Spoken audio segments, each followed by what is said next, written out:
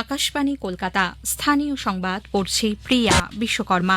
প্রথমে বিশেষ খবর। আদিবাসীদের অধিকার রক্ষা এবং উন্নয়নের লক্ষ্যে রাজ্য সরকার বদ্ধপরিকর, বললেন মুখ্যমন্ত্রী শুভেন্দু অধিকারী। বাঁকুড়ায় হুল দিবসের অনুষ্ঠানে তিনি আজ জনজাতি সম্প্রদায়ের জন্য একাধিক কর্মসূচির কথা ঘোষণা করেন। হুল দিবসে রাজ্য জুড়ে নানা অনুষ্ঠানের আয়োজন। অন্নপূর্ণা যোজনার দ্বিতীয় পর্যায়ে আগামীকাল 1,20,00,000 মহিলার ব্যাংক অ্যাকাউন্টে টাকা পাঠানোর প্রক্রিয়া শুরু হবে। গ্রামীণ এলাকায় আগামীকাল থেকে চালু হতে চলেছে ভিভিজি রামজি প্রকল্প। রাজ্যে আইএএস আধিকারিকদের সরকারি গাড়িতে অশোক চক্র সম্বলিত নতুন প্রতীক পতাকা ব্যবহারের নির্দেশ। পশ্চিমবঙ্গে উপযুক্ত বনাঞ্চলে বৈজ্ঞানিক পরিকল্পনার ভিত্তিতে বাঘ ফিরিয়ে আনার সম্ভাবনা খতিয়ে দেখা হচ্ছে বলে কেন্দ্রীয় বন ও পরিবেশ মন্ত্রী ভূপেন্দ্র যাদব জানিয়েছেন। পূর্ব মেদিনীপুরের হলদিয়া পেট্রোকেমিক্যালসের ন্যাপথা পাইপলাইনে অগ্নিকাণ্ডে দগ্ধ একজনের হাসপাতালে মৃত্যু। আসছে বিস্তারিত খবরে। আদিবাসীদের অধিকার রক্ষা এবং উন্নয়নে রাজ্য সরকার বদ্ধপরিকর বলে মুখ্যমন্ত্রী শুভেন্দু অধিকারী জানিয়েছেন। বাঁকুড়ার মুকুটমণিপুরে একলব্য মডেল আবাসিক বিদ্যালয়ের মাঠে আজ হুল দিবস উদযাপন অনুষ্ঠানে যোগ দিয়ে মুখ্যমন্ত্রী বলেন, আজকের বিকশিত ও স্বাধীন ভারতের ভিত্তিপ্রস্তর স্থাপিত হয়েছিল জনজাতিদের আন্দোলনের মধ্যে দিয়ে।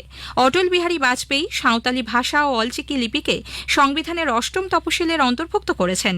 আদিবাসীদের অর্থনৈতিক ও সামাজিক অধিকার রক্ষার লক্ষ্যে রাজ্য মন্ত্রিসভাতেও ক্ষুদিরাম টুডু, জুয়েল মুর্মু, বিশাল লামাদের মতো একাধিক আদিবাসী প্রতিনিধিদের গুরুত্বপূর্ণ দায়িত্ব দেওয়া হয়েছে। পূর্বতন তৃণমূল কংগ্রেস সরকারের আমলে বিভিন্ন ক্ষেত্রে জনজাতি সম্প্রদায়ের মানুষরা বঞ্চিত থেকেছেন বলে অভিযোগ করেন মুখ্যমন্ত্রী। শ্রী অধিকারী আরও বলেন, কেন্দ্রীয় সরকারের ধরতি আবা জনজাতীয় গ্রামীণ উৎকর্ষ অভিযানের আওতায় বর্তমান রাজ্য সরকার আদিবাসীদের উন্নয়নে সব রকম পদক্ষেপ নিচ্ছে। জঙ্গলমহল এলাকায় মানুষ ও বন্যপ্রাণীর সংঘাত নিরসনে আগাম সতর্কতামূলক ব্যবস্থা চালুর প্রস্তাব দেওয়া হয়েছে। প্রাচীন আদিবাসী গোষ্ঠীদের জন্য আগস্ট মাস থেকে একাধিক কর্মসূচির ঘোষণা করেছেন তিনি। আদিবাসী এলাকার বিশেষ উন্নয়নে 350 কোটি টাকার আলাদা প্যাকেজ বরাদ্দ হয়েছে বলে মুখ্যমন্ত্রী জানিয়েছেন।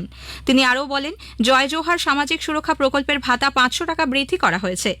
রাজ্যে পূর্বতন তৃণমূল কংগ্রেস সরকারের আমলে যে সমস্ত ভুয়ো জাতিগত শংসাপত্র তৈরি হয়েছে সে ব্যাপারে তদন্ত চলছে বলেও তিনি জানান। এই রাজ্যে হাজার হাজার ভুয়া এসটি সার্টিফিকেট দেওয়া হয়েছে। আমাদের মন্ত্রী এবং দপ্তর প্রত্যেকটা ভুয়া এসটি সার্টিফিকেটের বিরুদ্ধে তদন্ত করছে এবং দোষী সাব্যস্ত হলে যিনি সার্টিফিকেট দিয়েছেন আর যিনি নিয়েছেন দুজনকেই জেলে পাঠানো হবে। ঐতিহাসিক হুল দিবসে আজ রাজ্য জুড়ে নানা অনুষ্ঠানের আয়োজন করা হয়েছে। মহাবিদ্রোহের আগে 1855 ঔপনিবেশিক শাসন ও দেশের জমিদার মহাজনদের অত্যাচারের বিরুদ্ধে আজকের দিনে সিধু ও কানহু মুর্মুর নেতৃত্বে সশস্ত্র সাঁওতাল বিদ্রোহ সংগঠিত হয়েছিল। এই উপলক্ষে আজ ভিক্টোরিয়া মেমোরিয়াল ও ভারতীয় জাদুঘরে দুটি সাংস্কৃতিক অনুষ্ঠান ও কর্মশালায় অংশ নেন বাঁকুড়া ও পুরুলিয়ার আদিবাসী শিল্পীরা। সেখানে 50 জন সবর ছাত্রছাত্রীর সামনে দেশের আদিবাসী আন্দোলনের ঐতিহ্যকে তুলে ধরা হয়। পূর্ব মেদিনীপুরের এগরা 1 নম্বর ব্লকে হুল দিবসের অনুষ্ঠানে যোগ দেন বিধানসভার অধ্যক্ষ রথীন্দ্র বোস। পূর্ব মেদিনীপুর জেলা পুলিশের পক্ষ থেকে তাকে গার্ড অফ অনার দেওয়া হয়। অধ্যক্ষ বলেন, সমাজের কেউ যাতে পিছনের সারিতে না থাকেন সেই চেষ্টাই করছে রাজ্য সরকার। আমরা তো সবাইকে নিয়ে চলতে চাই, সবাইকে নিয়ে উন্নতি করতে চাই। পশ্চিমবঙ্গের লক্ষ্য হচ্ছে এটাই, শুধু তাই না, ভারতবর্ষের প্রধানমন্ত্রীর সেই একই লক্ষ্য। আমাদের দুজন মন্ত্রী করা হয়েছে, যে দুজন মন্ত্রী আছে একজন হচ্ছে উত্তরবঙ্গে থেকে, আরেকজন হচ্ছে আপনার পুরুলিয়া থেকে। তারা এ বিষয়ে তাদেরকে গাইড করা হচ্ছে, যে পরিকল্পনা আছে। তাছাড়া কেন্দ্রীয় সরকারের বহু প্রকল্প আছে, যে প্রকল্পগুলো বিগত দিনে এখানে ব্যবহার করা হয়নি, এখানে এগুলো আনা হয়নি, তার ফলে মানুষের দুর্দশা আরও বেড়েছে। অন্নপূর্ণা যোজনায় আগামীকাল দ্বিতীয় পর্যায়ের সুবিধা প্রাপকদের ব্যাংক অ্যাকাউন্টে টাকা পাঠানো শুরু হবে। নেতাজি ইন্ডোর স্টেডিয়ামে আয়োজিত অনুষ্ঠানে মুখ্যমন্ত্রী শুভেন্দু অধিকারী কয়েকজন উপভোক্তার অ্যাকাউন্টে প্রতীকীভাবে অর্থ স্থানান্তরের মাধ্যমে কর্মসূচির সূচনা করবেন। রাজ্যে 1,20,00,000 যোগ্য উপভোক্তার ব্যাংক অ্যাকাউন্টে সরাসরি অর্থ পাঠানো হবে বলে মুখ্যমন্ত্রী আজ বাঁকুড়ায় হুল দিবসের অনুষ্ঠান মঞ্চ থেকে জানিয়েছেন। এই রাজ্যে 1,51,00,000 অন্নপূর্ণা যোজনায় আবেদন করেছিলেন। আমরা স্কুটিনি করে প্রায় 1,20,00,000 বেশি দিদি আর বোনের নামকে আমরা নথিভুক্ত করতে পেরেছি। এদেরকে আগামীকাল আমরা 3,000 করে টাকা অ্যাকাউন্টে ট্রান্সফার করব। এর মধ্যে 5 লক্ষ আমাদের আদিবাসী দিদি এবং বোন আছে যারা নির্ধারিত পোর্টালে সফলভাবে নাম নথিভুক্ত করেছেন এবং যাদের আবেদন যাচাই প্রক্রিয়ায় অনুমোদিত হয়েছে তারাই এই দফায় টাকা পাবেন। প্রথম পর্যায়ে প্রায় 28 লক্ষ উপভোক্তার অ্যাকাউন্টে টাকা পাঠানো হয়েছিল। সরকার জানিয়েছে যাদের আবেদনপত্রে ত্রুটি রয়েছে তারা তা সংশোধন করে পুনরায় আবেদন করার সুযোগ পাবেন। রাজ্যে গ্রামীণ এলাকায় আগামীকাল থেকে কেন্দ্রের বিকশিত ভারত গ্যারেন্টি ফর রোজগার অ্যান্ড আজীবিকা মিশন ভিবিজি রামজি প্রকল্প চালু হতে চলেছে। পঞ্চায়েত ও গ্রামোন্নয়ন দপ্তর এই বিষয়ে বিজ্ঞপ্তি জারি করেছে।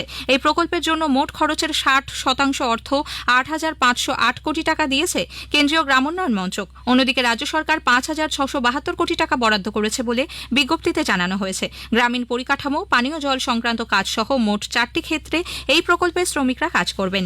প্রকল্প চালু হলে রাজ্যের 2,56,00,000 জব কার্ডধারী শ্রমিক উপকৃত হবেন বলে সরকারিভাবে জানানো হয়েছে। মাস্টার রোল বন্ধ হয়ে যাওয়ায় 15 দিনের মধ্যেও তারা যদি সরাসরি তাদের ব্যাংক অ্যাকাউন্টে মজুরির টাকা না পান তবে শ্রমিকরা ক্ষতিপূরণ পাবেন।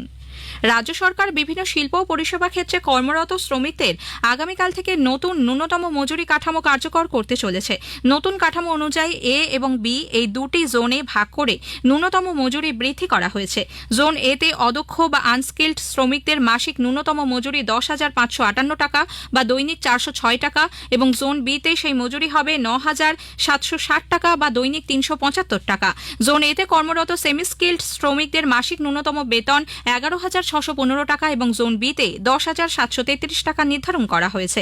অন্যদিকে স্কিল্ড বা দক্ষ শ্রমিকদের জন্য জোন এ তে ন্যূনতম মাসিক মজুরি 12,777 টাকা এবং জোন বি তে 11,807 টাকা করা হয়েছে।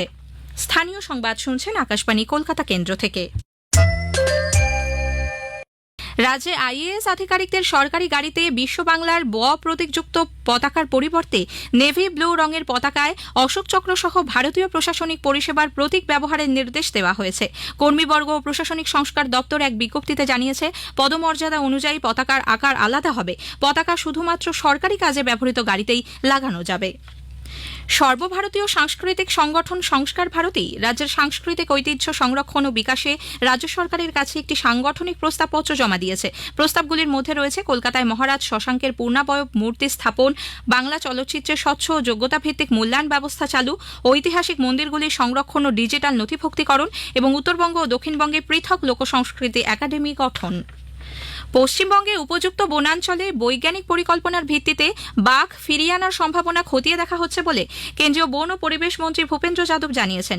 কলকাতায় আজ দেশের অন্যতম প্রধান প্রাণী বৈচিত্র্য গবেষণা প্রতিষ্ঠান জিওলজিক্যাল সার্ভে অফ ইন্ডিয়ার 111তম প্রতিষ্ঠা দিবস উপলক্ষে 3 দিনের ট্যাক্সোনমি সামিটের উদ্বোধন করেন তিনি। মন্ত্রী বলেন, রাজস্থানের সরিষ্কা টাইগার রিজার্ভে 2008 সালে একটিও বাঘ ছিল না। বর্তমানে সেখানে প্রত্যাবর্তন কর্মসূচির ফলে 56টি বাঘ রয়েছে।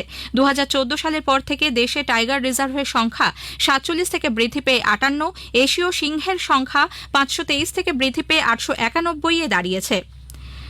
তিনি জানান, জীববৈচিত্র্য সংরক্ষণকে আরও শক্তিশালী করতে কেন্দ্র এবং রাজ্য সরকার বিভিন্ন গবেষণা প্রতিষ্ঠান ও বৈজ্ঞানিক সংস্থার সঙ্গে যৌথভাবে কাজ করে চলেছে। বিধানসভা ভোটের প্রচারে উস্কানিমূলক মন্তব্যের অভিযোগে দায়ের হওয়া মামলায় তৃণমূল কংগ্রেসের সাধারণ সম্পাদক অভিষেক ব্যানার্জির কণ্ঠস্বরের নমুনা পরীক্ষায় কোনো স্থগিতাদেশ দেয়নি কলকাতা হাইকোর্ট। বিচারপতি তীর্থঙ্কর ঘোষ এই মামলা রেগুলার বেঞ্চে পাঠিয়ে দিয়েছেন।